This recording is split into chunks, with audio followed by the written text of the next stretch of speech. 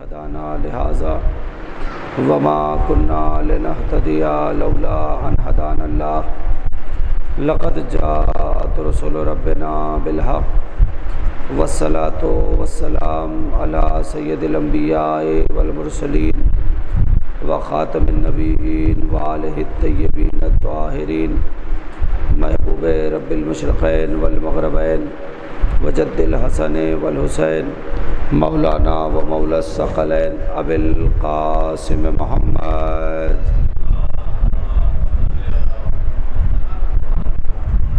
طيبين الطاهرين المعصومين المظلومين ولعنة الله على أعدائهم أجمعين من الآن إلى قيام يوم الدين رب اشرح لي صدري ويسر لي أمري واحلل عقدة من لساني يفقهوا قولي أما بعد فقد قال الله تبارك وتعالى في القرآن المجيد وقوله الحق وأصدق الصادقين بسم الله الرحمن الرحيم إنا علينا للهدى وإنا لنا للآخرة والأولى صلوات بر محمد وآل محمد.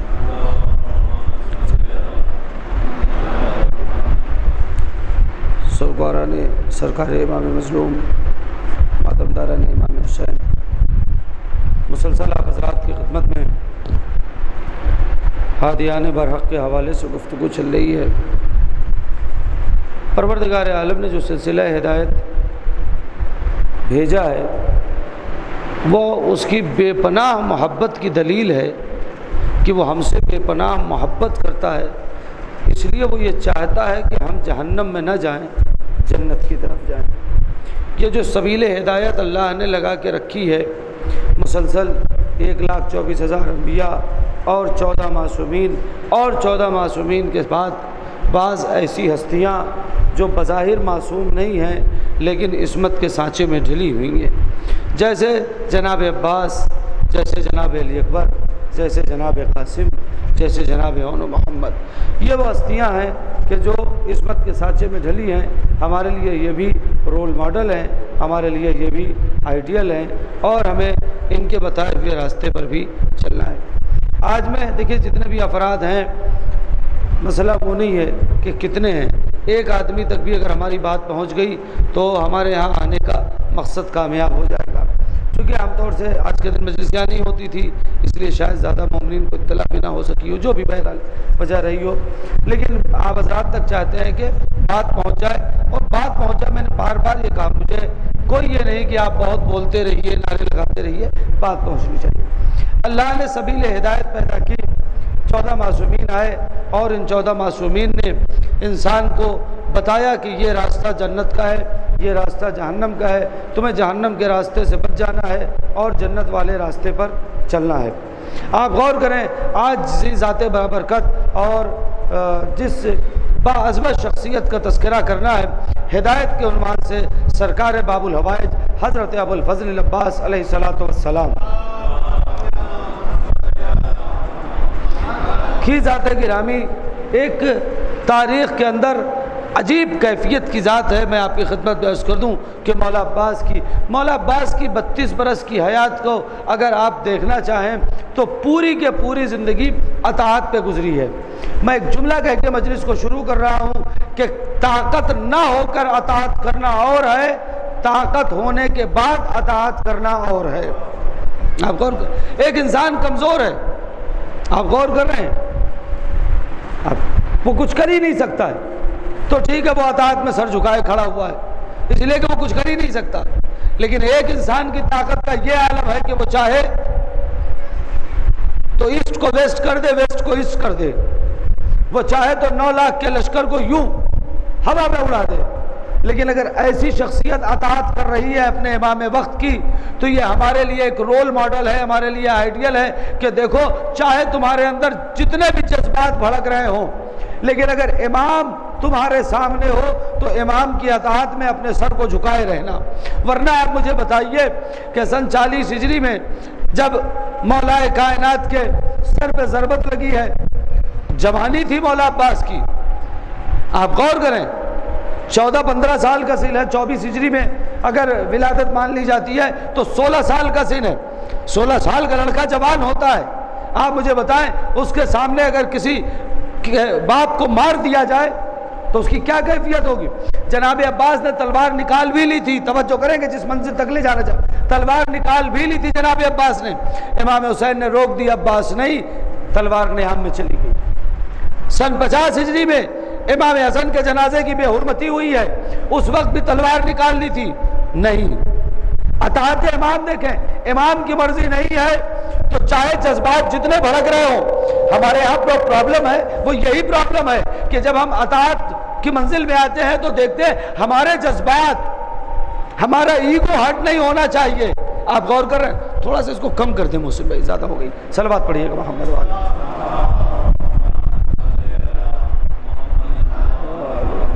ہم کیا سوچتے ہیں؟ ہمارا ایگو ہارٹ نہیں ہونا چاہیے، ہم یہی سوچتے ہیں نا، ایگو۔ والد صاحب بھی کہہ رہے ہیں تو نہیں میں نہیں سنتا، مولانا کہہ رہے ہیں میں نہیں سنتا، یہ ایگو ہارٹ ہو رہا ہے نا ہمارا، نہیں، میرے جذبات، میرا دل کہتا ہے، جبکہ ہمیں یہ دیکھنا ہے کہ میرا امام کیا کہتا ہے۔ آپ غور کیجئے گا، ہمیں یہ دیکھنا ہے ہمارا امام کیا کہتا ہے۔ اور جناب عباس کی آمد آپ کی خدمت میں، اگر آپ آمادہ ہو تو میں ایک جملہ کہہ دوں۔ علی نماز شب پڑھ رہے ہیں اور دعا کرتے ہیں کہ پروردگار ایک ایسا بیٹا عطا کر دے کہ جو کربلا میں میرے حسین کے کام آئے۔ توجہ کیجئے گا، ایک ایسا بیٹا عطا کر دے جو کربلا میں میرے حسین کے کام آئے۔ نماز شب میں دعا کی ہے تو ایک جملہ کہنے کا حق ہے نا کہ جب علی کی نماز شب اپنا وجود رکھتی ہے تو اس وجود کا نام عباس بنتا ہے۔ صلوات پڑھیے گا محمد وآل محمد۔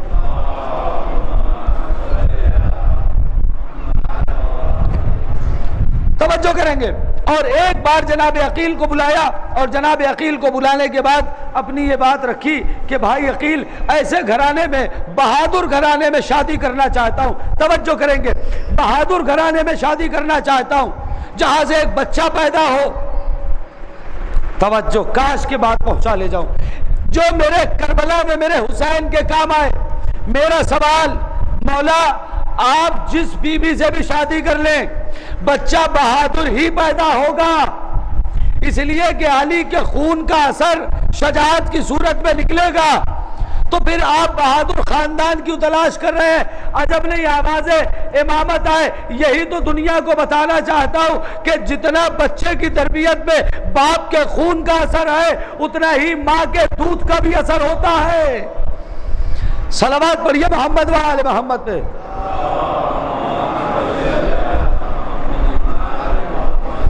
اب شادی بیاہ کے مسائل میں مجھے نہیں جانا ہے، لیکن اتنا تو اسی لیے مولا نے فرمایا کہ جب شادی کا ارادہ کرو تو اپنے لیے دلہن نہ تلاشنا، اپنے بچے کی ماں تلاشنا۔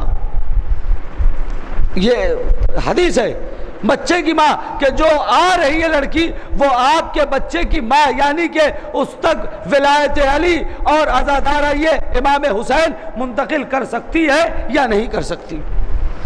تلاشا۔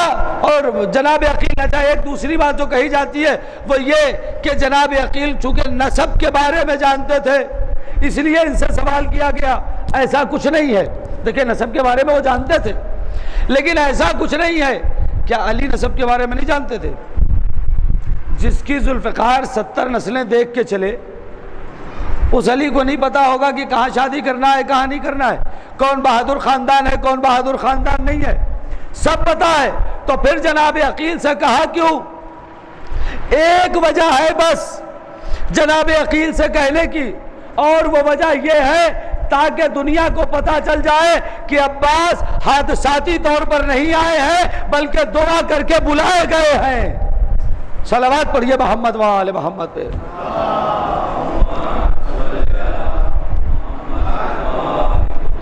دیکھیے بہت طول و طویل گفتگو نہیں کروں گا۔ جناب عقیل گئے قبیلہ بن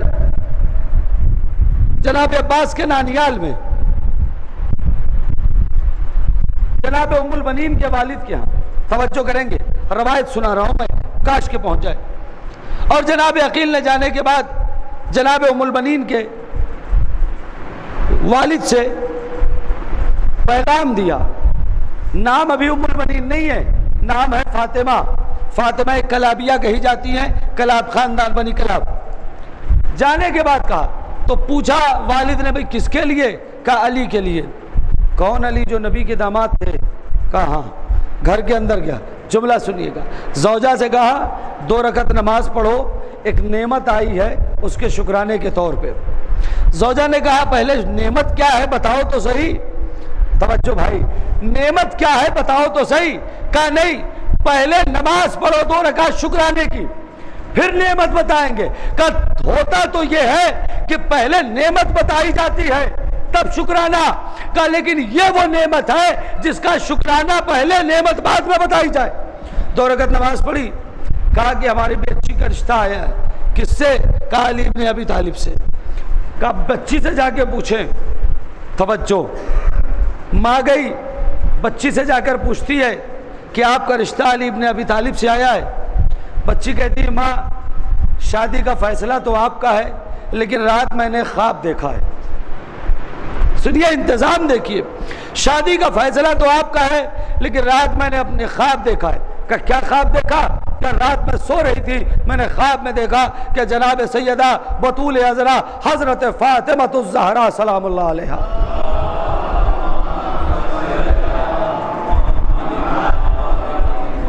تشریف لائی ہیں اور مجھے اپنے ہاتھوں سے دلہن بنا رہی ہیں۔ آپ غور کریں، جناب سیدہ تشریف لائی ہیں اور مجھے اپنے ہاتھوں سے دلہن بنا رہی ہیں۔ میں صبح سے اٹھنے کے بعد پریشان تھی کہ بی بی سیدہ دلہن بنا رہی ہیں، وجہ کیا ہے؟ اب پتا چلا اس خواب کی تعبیر ہے کہ جناب سیدہ کی مرضی ہے کہ میں یہاں شادی کر لوں۔ صلوات پڑھیے گا محمد و آل محمد پہ۔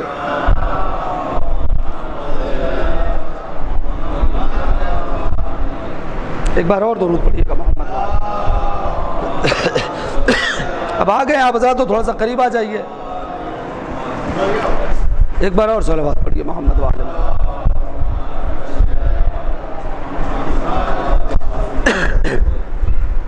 آپ غور فرمائیں،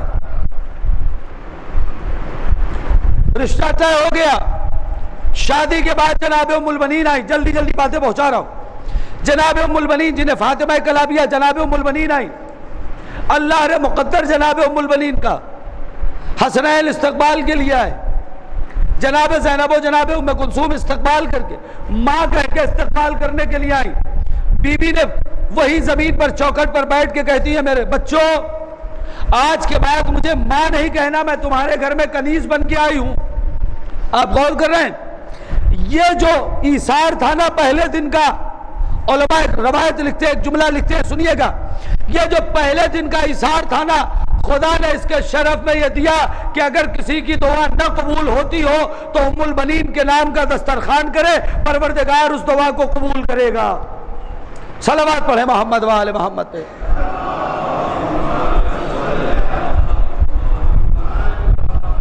اور دعا قبول بھی کیوں نہ ہو، باب الحوائج کی ماں کا واسطہ ہے، ان کے واسطے سے، باب الحوائج کی والدہ گرامی کے واسطے سے دعا ہوگی۔ خیر، ایک چاند سا بیٹا علی کے گھر میں حسین کی مدد کے لیے آ گیا۔ تربیت ہوتی رہی، مجھے اس دوران نہیں جانا ہے اس لیے کہ دامن وقت میں بہت زیادہ گنجائش نہیں ہے کہ بہت طول و طویل گفتگو کی جائے گی، آپ حضرات کو بقیہ جگہ کی مجالس میں بھی شرکت کرنی ہے۔ القابات مولا عباس کے، قمر بنی ہاشم، آپ غور کر رہے ہیں، یہ لقب ہے مولا کا، قمر بنی ہاشم یعنی بنی ہاشم کا چاند۔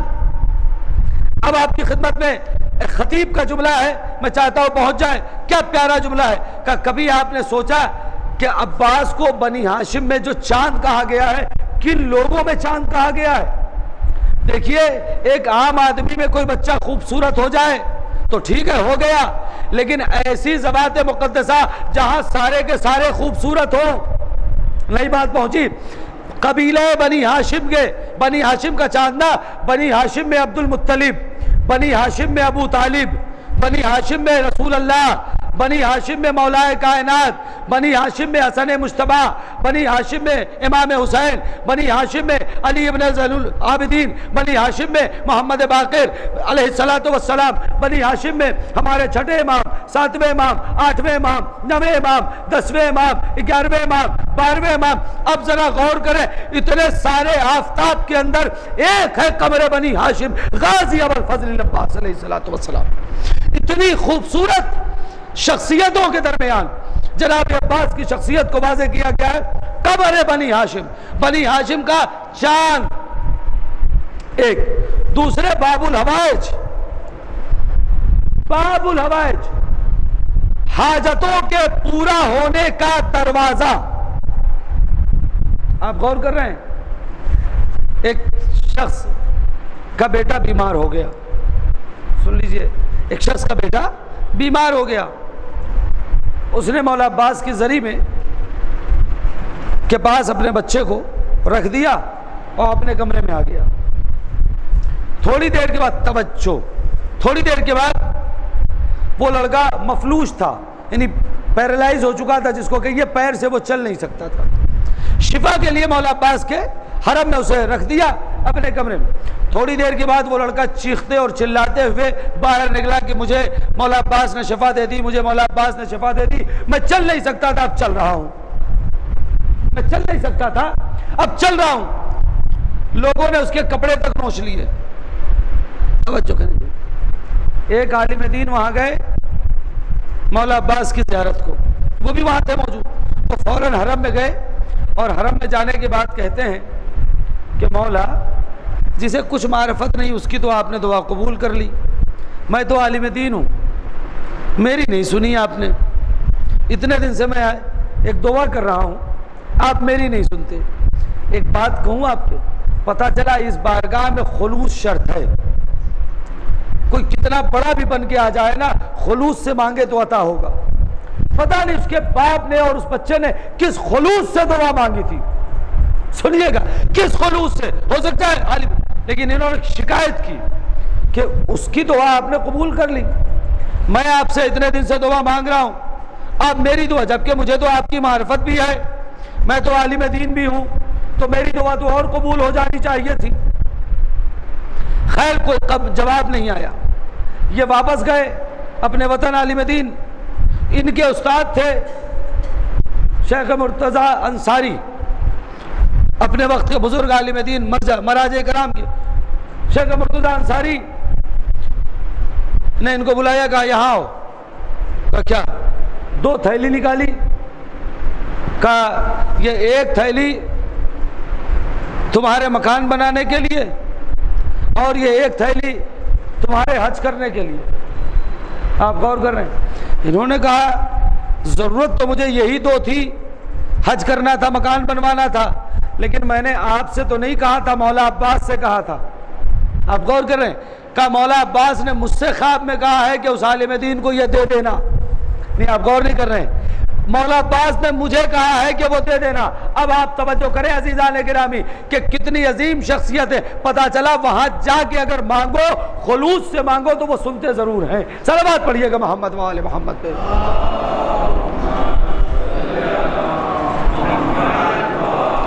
ایک آواز بلند صلوات پڑھ لیجئے.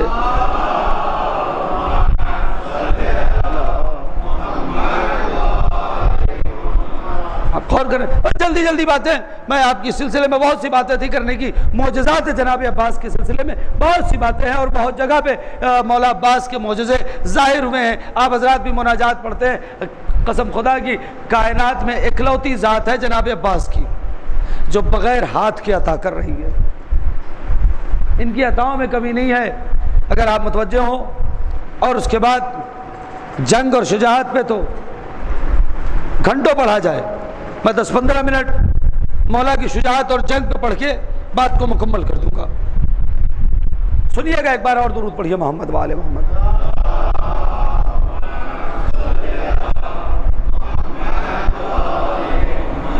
ابتداءً آپ کو آمادہ کرنے کے لیے 4 مصرے سنائے دیتا ہوں. ثابت قدمی ہے کہ قدم گاڑ دیا ہے، ثابت قدمی ہے کہ قدم گاڑ دیا ہے، تاریخ کے سینے میں قلم گاڑ دیا ہے. ثابت قدمی ہے کہ قدم گاڑ دیا ہے، تاریخ کے سینے میں قلم گاڑ دیا ہے. اب جھک نہیں سکتا کبھی شبیر کا پرچم، عباس نے ہر دل میں علم گاڑ دیا ہے۔ صلوات بآواز بلند۔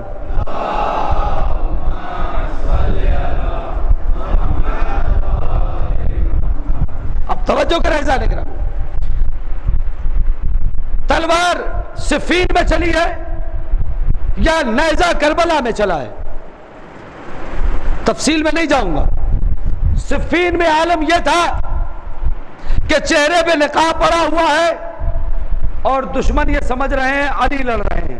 ایک جملہ کہوں اور اس جملے کی قدر کر لیجئے گا، 13 برس میں جو بچہ ہو بہو علی دکھائی دے اسے عباس کہتے ہیں۔ صفین میں 13 سال کا سن تھا، لیکن آپ غور کریں کہ جو بچہ 13 برس میں لشکر کو پلٹ دے رہا ہے، 32 برس میں اس کی طاقت کا عالم کیا ہوگا۔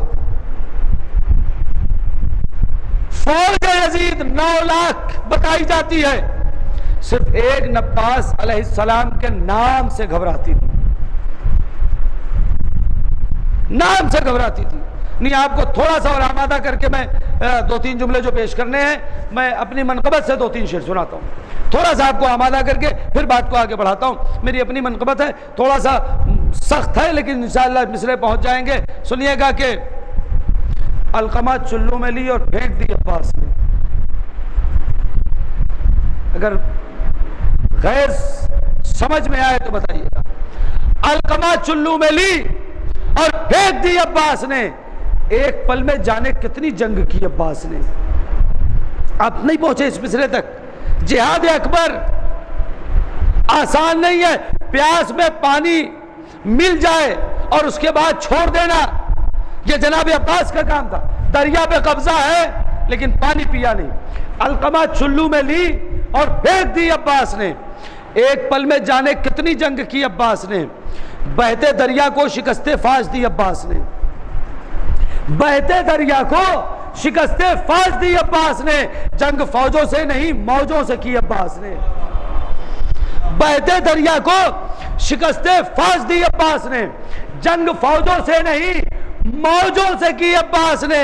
ایک سائل کی طرح آئی تھی در پہ مانگنے، ایک سائل کی طرح آئی تھی در پہ مانگنے، موت کے کاسے میں رکھتی زندگی عباس نے۔ بس جس شعر کو سنانا چاہ رہا تھا، آب دریا نیزوں اچھلے پھر بھی چھو سکتا نہیں، اتنی اونچائی پہ رکھتی تشنگی عباس نے۔ صلوات پڑھیے محمد وآل محمد۔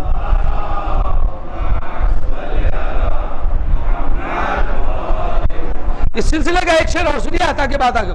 حشر تک دریاؤں کی موجیں جھلستی آگ میں، حشر تک دریاؤں کی موجیں جھلستی آگ میں، وہ تو کہیے نہر جلدی چھوڑ دی عباس نے۔ کائنات نے اتنا بڑا جری نہیں دیکھا اور اتنا بڑا سخی نہیں دیکھا جو دریا پر جناب عباس نے دکھایا۔ شجاعت، اللہ اکبر۔ دریا قبضے میں ہے مگر پانی پیتے نہیں ہیں۔ آپ غور کر رہے ہیں؟ ایک بات آپ کی خدمت میں عرض کر دوں، ذہن میں آ گئی ہے، سوچا تھا اس روایت کو کل پڑھوں گا لیکن اب آج ہی سن لیجئے۔ جتنے افراد ہیں مجھے کوئی فرق نہیں پڑتا، ایک بار صلوات پڑھیے محمد وآل محمد کو۔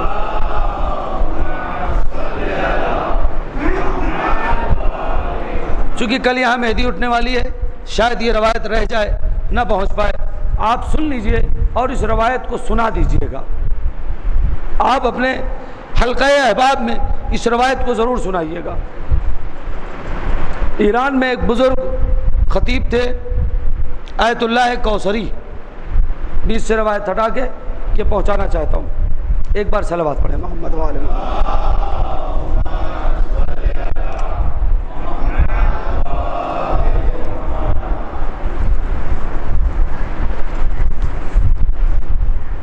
ایک عالم دین، بزرگ عالم دین تھے آیت اللہ کوثری۔ آیت اللہ کوثری اتنے بڑے خطیب تھے کہ امام خمینی رحمۃ اللہ علیہ کے گھر مجلس پڑھنے جاتے تھے۔ امام خمینی کیا تھے وہ تو بتانے کی ضرورت نہیں ہے نا، آپ سب جانتے ہیں ان کے بارے میں۔ ان کے گھر اگر کوئی مجلس پڑھنے جانتا تھا تو علم کی کیا حیثیت بھی، اگر وہ کسی عام آدمی کو تو بلاتے نہیں ہوں گے۔ کسی بڑے بزرگ عالم دین کو ہی بلاتے ہوں گے. آیت اللہ کوثری وہاں جاتے تھے مجلس پڑھنے, خود یعنی پورے ایران میں پڑھتے تھے, ایران کے سب سے بڑے خطیب تھے, خود امام خمینی رحمۃ اللہ علیہ کے گھر جو مجلس ہوتی تھی اس مجلس کو آیت اللہ کوثری خطاب کرتے تھے. سنیے گا آپ حضرات بھی, عجیب روایت ہے, عجیب کیفیت ہے اس میں. میں سوچا تھا کہ کسی دن پڑھوں گا, لیکن آج پتہ نہیں کیوں اچانک جی چاہا تو میں کل شاید موقع نہ ملتا اس روایت کو پڑھنے کا. یہ آج کا تبرک ہے میری طرف سے. عاشور کا دن ہے, آیت اللہ کوثری یہاں سے وہاں, وہاں سے وہاں, وہاں سے وہاں مجلسیں پڑھ رہے ہیں, اس امام بارگاہ سے اس امام بارگاہ, اس عزا خانے سے اس عزا خانے, اس سینٹر سے اس سینٹر, مجلسیں پڑھ رہے ہیں. ایک مجلس ختم ہوئی, آیت اللہ کوثری باہر نکلے, گاڑی کھڑی ہے, انہیں کہیں اور جانا ہے مجلس پڑھنے کے لیے. چھوٹے چھوٹے 2-3 بچے آئے, 6, 8, 10 ایسے چھوٹے بچے, بالکل چھوٹے بچے. کہا آقا کوثری ایک مجلس ہمارے یہاں پڑھ دیجئے. عزاداری آپ سمجھتے کیا ہیں, کتنی اہم چیز ہے, اور ایک ایک عزاداری پر, ایک ایک مجلس پر شہزادی کی نگاہ ہے. آیت اللہ کوثری اتنے بڑے خطیب تھے, انہوں بچے آئے, کہا رہے کسی اور سے پڑھوا لو بیٹا, ہم مصروف ہیں, ہم مصروف ہیں. وہ بچوں نے ضد کر لی. کبھی کبھی ہم لوگ کیا بھی ہوتا ہے نا, یہ مجلس پڑھنا یا مجلس میں جانا, انہیں نہیں آج بزی ہیں نہیں جائیں گے. یقین جانیے اگر موقع ہے تو ضرور جائیے, نہیں ہے تو کوئی بات نہیں, لیکن اختیاری صورت میں مجلس میں چھوڑیے گا. آپ سوچ نہیں سکتے ہیں کیا اجر کیا. آیت اللہ کوثری نے کہا کہ ایسا ہے کہ کسی اور سے پڑھوا لو, چھوٹے چھوٹے بچے ہیں, 6-8 برس کے بچے, یہ کیا مجلس رکھیں گے. لیکن انہوں نے کہا نہیں مجلس ہے آقا کی اور آپ ہی کو پڑھنی ہے. اب وہ بچے گھیر کے کھڑے ہو گئے آقا کوثری کو ضد کر کے, نہیں نہیں نہیں, آپ کچھ لوگوں نے ہٹایا بھی ہوگا, وہ سب بچے نہیں آقا آپ سب سے بڑے خطیب ہیں, کیا ہم بچوں کی مجلس نہیں پڑھیں گے, آپ پڑھ دیجئے مجلس. تو آیت اللہ کوثری نے سوچا بچے ہیں چلو جانے دو, جیسے اتنا 5 منٹ ایڈجسٹ کر لیں گے, ایک مختصر سی مجلس بچوں کے یہاں پڑھ دیں. اچھا چلو بیٹا کہاں چلنا ہے. لڑکے خوش ہو گئے, چھوٹے چھوٹے بچے, یہ جیسے بچے بیٹھے ہیں نا اس عمر کے بچے خوش ہو گئے. آیت اللہ کوثری کہتے ہیں ایک چٹائی بچھی ہوئی ہے, اس پہ 2-3 بچے پہلے سے بیٹھے ہوئے ہیں, اور انہوں نے چاروں طرف چھوٹے چھوٹے پرچم لگا رکھے ہیں.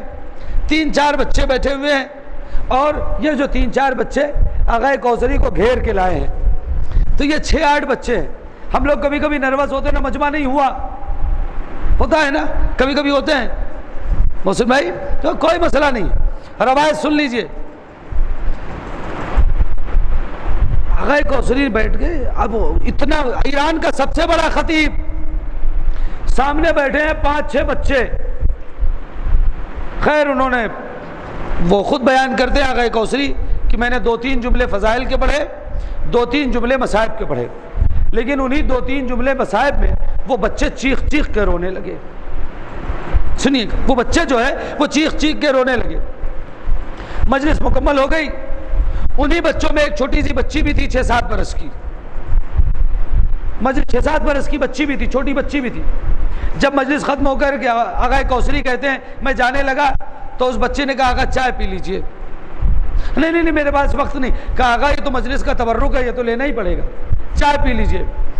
اب میرے پاس آقا بس چائے جلدی سے پی لیجئے. اس کے بعد اس بچی نے کہا, آقا کوثری کہتے ہیں کہ آقا میں نے اپنے ہاتھ سے چائے بنایا ہے. چھوٹی سی بچی ہے. انہوں نے کہا لاؤ, اچھا لاؤ جلدی لے آؤ.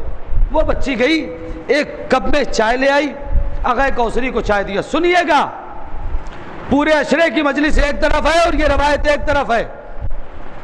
آقا کوثری نے چائے لی, جیسے ہی منہ میں لگائی تو اس کا ٹیسٹ کچھ اچھا نہیں تھا اور ٹھنڈی ہو چکی تھی. انہوں نے کیا کیا, ادھر ایک طرف چائے پھینک دی, چلے گئے. مجلس ہو گئی ان بچوں کی. گئے رات میں شام غریبہ پڑھنے کے بعد سو گئے گھر میں. خواب دیکھا, جناب سیدہ آئی ہے خواب میں اور کہہ رہی ہے کوثری آج دن بھر جتنی تم نے مجلس پڑھی ہے میں نے کوئی مجلس تمہاری قبول نہیں کی. جتنی مجلس تم نے آج پڑھی ہے میں نے کوئی ایک مجلس قبول نہیں کی ہے, ہاں بس ایک مجلس قبول کی ہے. کہا کون سی مجلس؟ جو آپ نے قبول کی ہے. کہا وہ جو بچوں کے درمیان تم 5 منٹ پڑھ کے آئے ہو نا، وہ آج وہی تمہاری مجلس قبول ہے. بس وہی مجلس. ایک بات پتہ چلی کہ ضروری نہیں ہے کہ بڑا کراؤڈ ہو، کم ہو مگر خلوص کے ساتھ ہو. فاطمہ زہرا قبول کرتی ہیں. کیا کہا؟ ہم نے وہ ایک مجلس جو بچوں والی تھی وہ ہم نے قبول کر لی ہے، باقی تمہاری کوئی مجلس آج قبول نہیں. یہاں تک روایت ہوتی تو میں پڑھتا ہی نہیں. اب اس کے بعد کا جو جملہ ہے نا وہ قیامت کا ہے، لرزا کے رکھ دے گا آپ کو. کانپ گیا جس وقت میں نے اس روایت کو پڑھا. شہزادی کہتی ہیں ایک مجلس تمہاری قبول ہوئی کوثری، اس کے بعد بھی میں تم سے راضی نہیں ہوں، میں راضی نہیں ہوں تم سے آج. شہزادی کیا ایسا ہو گیا؟ ایک مجلس قبول ہو گئی، میرے لیے تو یہی شرف ہے، لیکن آپ راضی کیوں نہیں ہیں؟ کہا وہ جو بچی چائے لے آئی تھی تم نے اسے پھینک دیا، یہ بھی نہیں سوچا کہ میرے بچے کا تبرک ہے، تم نے اسے پھینک دیا. اس کے بعد جو جملہ کہا ہے، کہا کوثری آج تم بہت بڑے شرف سے محروم رہ گئے. بھائی توجہ کر لیں، آج تم بہت بڑے شرف سے محروم رہ گئے. کہا بی بی کون سا شرف؟ کہا کوثری جو چائے تمہارے سامنے آئی تھی وہ میں نے بنائی تھی. میرے بچے وہ بچی نہیں بنا پا رہی تھی، چھوٹی سی بچی تھی، میں گئی تھی، وہ چائے میرے ہاتھ کی بنی تھی جسے تم نے ضائع کر دیا، جسے تم نے پھینک دیا. آپ غور کریں، اس سے پتہ کیا چلا؟ ایک ایک مجلس پر جناب سیدہ کی نگاہ ہے. آپ غور کریں. میں ایک جملہ کہوں، کل بھی انشاءاللہ بات رہی تو کہہ دوں گا. ہمارے ہاں بعض لوگ کہتے تھے صاحب مجلس فلاپ ہو گئی، عشرہ فلاپ ہو گیا. کوئی فلم چل رہی تھی جو فلاپ ہو گئی؟ ذکر اہل بیت تھا، آل محمد کا تذکرہ ہے. میں چونکہ ایک عشرہ دن میں پڑھ رہا ہوں، وہاں میں نے آج دوپہر میں یہ بات کہی ہے، میں چاہتا ہوں آپ حضرات تک بھی پہنچا دوں. مجلسیں فلاپ نہیں ہوتی. آپ یہ دیکھیں کہ جو مقصد ہے وہ پورا ہو رہا ہے یا نہیں. اگر فرش ازا کے بچھنے کا مقصد پورا ہو جائے تو مجلس کامیاب ہے. لاکھوں کا مجمع ہو لیکن مقصد حسین پورا نہ ہو تو پھر ساری چیزیں خراب ہو جائیں گی، پھر بیکار ہے. آپ غور کریں. لہذا ہمیشہ دیکھیے گا کہ مقصد، اس لیے کہ کربلا اسی مقصد کی تکمیل کا، ورنہ بظاہر تو یہی لگ رہا ہے نا امام حسین شہید ہو گئے، خیمے لٹ گئے، بچے مارے گئے، ہار گئے. دنیاوی اعتبار سے تو شکست دکھ رہی ہے، لیکن ہے کسی میں جرأت جو کہتے کہ حسین ہار گئے؟ کیوں؟ اس لیے کہ خود قتل ہو گئے لیکن مقصد جیت گیا. کربلا کا جو مقصد تھا وہ مقصد جیت گیا. لہذا امام حسین کی فتح ہے. یزید اپنے مقصد میں ناکام ہوا ہے، امام حسین مقصد میں کامیاب ہوئے ہیں. صلوات پڑھیے گا محمد وآلہ محمد.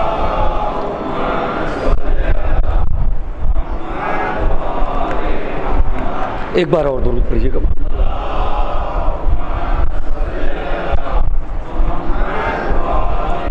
بس ارباب اعضاء گفتگو کو مکمل کی. ایک ایک شہید میدان میں گیا، شہید ہو گیا. آخر میں سرکار ابو الفضل مولا عباس تشریف لاتے ہیں. اے آقا ہمیں بھی مرنے کی اجازت دے دیں. سر سے پیر تک 32 برس کے جوان بھائی کو دیکھا آقا نے، اور ایک مرتبہ کا عباس تم تو میرے لشکر کے علمدار ہو، میں تمہیں کیسے بھیجوں؟ جناب عباس نے دائیں بائیں دیکھا اور دائیں اور بائیں دیکھ کر فرماتے ہیں آقا اب وہ لشکر کہاں ہے جس کا میں علمدار تھا؟ اب تو وہ لشکر ہی نہیں رہ گیا نا جس کا میں علمدار تھا. آقا اجازت دیجیے. ابھی امام حسین اور جناب عباس میں گفتگو ہو رہی تھی کہ خیمے سے ایک صدا آئی، الاتش قد قتلنی، ہائے پیاس مارے ڈال رہی ہے. اتنا سننا تھا کہ امام حسین فرماتے عباس یہ آواز آ رہی ہے؟ کہا ہاں. کہا عباس ایسا کرو کہ خیمے میں پانی کی سبیل کر دو. جناب عباس در خیمے پر پہنچے اور پہنچنے کے بعد جناب سکینہ سے کہتے ہیں اے سکینہ شہزادی مشکیزہ لے آئیے، ہم پانی لینے جا رہے ہیں. میں نے علماء سے جملہ سنا ہے، روایت پڑھی بھی ہے کہ جناب سکینہ جب خیمے میں گئی تو جناب سکینہ خیمے میں گئی اور جب مشکیزہ لے کر آ رہی ہے تو جو بچے پیاس سے رو رہے تھے ان بچوں سے کہتی جاتی ہیں اب نہ رو، اب میرا غیور چچا پانی لینے جا رہا ہے، اب میرا شیر چچا پانی لینے جا رہا ہے، اب پانی ضرور آ جائے گا۔ عباس نے مشکیزہ لیا، علم میں باندھا، اور اب جو مقتل کی طرف چلنے لگے، دریا کی طرف چلنے لگے، تو روایت کہتی ہے کہ حسین نے چلنے سے پہلے جس علم پہ لکھا تھا نصر من اللہ فتح قریب، اس پہ لکھا انا للہ و انا الیہ راجعون، خدا کوئی غم نہ دے سوائے غم آل محمد کے، اس پہ لکھ دیا انا للہ و انا الیہ راجعون، مقتل میں بھیج دیا۔ جناب عباس گئے، ٹوٹے ہوئے نیزے سے حملہ کیا، دریا پہ قبضہ کیا، جلدی جلدی روایت پڑھ رہا ہوں، دریا پہ قبضہ کیا، قبضہ کر کے مشکیزہ بھرا، اب جو خیمے کی طرف چلے، باقی ہوئی فوجیں سمٹ گئی۔ پسر سعد ملعون کہتا ہے اگر ایک قطرہ پانی بھی حسین کے خیمے میں چلا گیا تو یاد رکھنا کہ ہم جیتی جنگ ہار جائیں گے۔ اتنا سننا تھا، چاروں طرف سے فوجوں نے حملہ کیا اور ایک ظالم نے ایسا وار کیا، داہنا شانہ قلم ہوا، عباس نے علم کو بائیں ہاتھ میں لیا، دوسرے ظالم نے دوسرا وار کیا، بایاں شانہ قلم ہو گیا۔ عباس ابھی بھی جا رہے ہیں، اتنے میں ہرملا کا تیر مشک سکینہ پہ لگا، پانی بہ گیا، عباس نے سر کو جھکایا، سر کا جھکنا تھا، ایک گرزے گرابان عباس کے سر پہ لگا، دو حصوں میں مولا کا سر تقسیم ہو گیا، دوڑے سے زمین پر آئے، آواز دی آقا میرا آخری سلام۔ اللہ اکبر، آپ کی آوازیں گریا بلند ہو گئی، خدا ان آوازوں پر رحمت نازل کرے۔ ہاں ہاں، حسین کے 32 برس کے جوان بھائی کا ماتم ہے، گھٹ گھٹ کے نہ رونا، آقا حسین ضرور آئے ہوں گے پرسہ لینے کے لیے۔ حسین چلے، خدا کسی بھائی کو یہ منظر نہ دکھائے جو اب امام حسین نے دیکھا۔ کیا دیکھا؟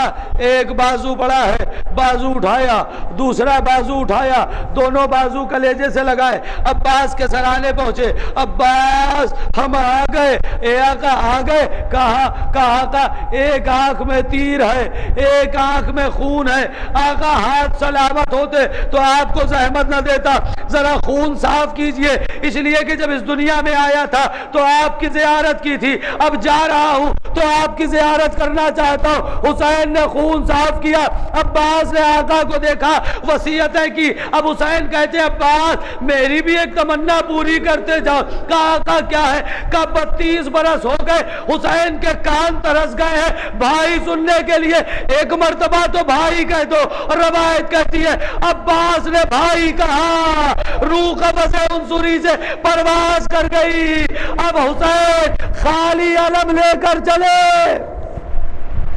حسین خالی علم لے کر چلے، ارباب عزا وہاں جناب سکینہ خیمے کے باہر کوزہ لیے انتظار کر رہی تھی، دور سے دیکھا علم آ رہا ہے، بچوں سے کہا ہوگا اے بچوں نہ گھبراؤ، تو کو علم آ رہا ہے، میرا چچا آ رہا ہے، علم آ رہا ہے، میرا چچا آ رہا ہے، اب پانی ضرور آئے گا۔ لیکن جیسے ہی علم قریب آیا، روایت کہتی ہے بچوں نے اپنے اپنے کوزے پھینک دیے، اس لیے کہ علم تو آ گیا، علمدار نہ آیا۔ سکینہ نے ہاتھوں کو جوڑا، اے بچوں، ارے جس چچا کے بھروسے پانی کا وعدہ کیا تھا وہ چچا ہی نہ آیا۔ اللہ اکبر، خدا کوئی غم نہ دے سوائے غم سرکار سید الشہداء کے پاس ارباب عزا۔ میں مجلس یہی ختم کر دیتا، بس ایک روایت اگر پہنچ گئی تو گھر تک روتے جائیں گے۔ ایک خطیب نے کربلا میں اتنے ہی مصائب پڑھے، جا کے سو گیا، خواب میں بی بی سیدہ آئیں، خطیب تو نے میرے بچے کے مصائب نہ پڑھے۔ کہا بی بی میں نے تو سب کچھ پڑھ دیا، پوری شہادت پڑھ دی۔ کہا نہیں خطیب تو نے میرے بچے کے مصائب نہ پڑھے۔ کہا بی بی میں نے تو سب کچھ پڑھ دیا، کچھ بھی نہیں بچا ہے۔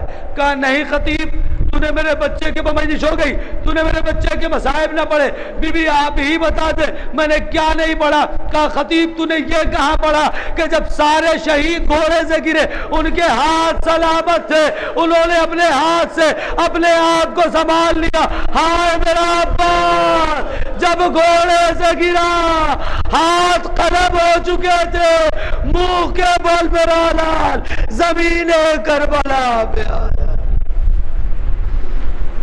سیعلم الذین ظلموا ایام منقلب انا للہ و انا الیہ راجعون رضا بقضائہ و تسلیما لامرہ۔ پروردگار باب الحوائج کے حق کا واسطہ، جتنے بھی ہاتھ اس وقت دعا کے لیے بلند ہے، پروردگار انہیں خالی نہ لوٹانا، ان کی تمام دلی مراد کو پوری فرما۔ پروردگار یہ باب الحوائج کے مصائب سن کر رو رہے تھے، ان کی آنکھیں نمدیدہ ہیں، پروردگار انہیں کوئی غم نہ دینا سوائے غم حسین کے۔ مالک ان کی تمام دعاؤں کو قبول فرما۔ جہاں کہیں بھی مومنین اور مومنات ہیں جنہوں نے ہم سے دعا کی گزارش کی ہے، پروردگار ان سب کی دعاؤں کو قبول فرما۔ مالک ہمیں ویسا بنا دے جیسا ہمارا امام چاہتا ہے۔ مالک امام کے ظہور میں تعجیل فرما، ہمیں ان کے خاص اور مخلص غلاموں میں شمار فرما۔ ماتم حسین۔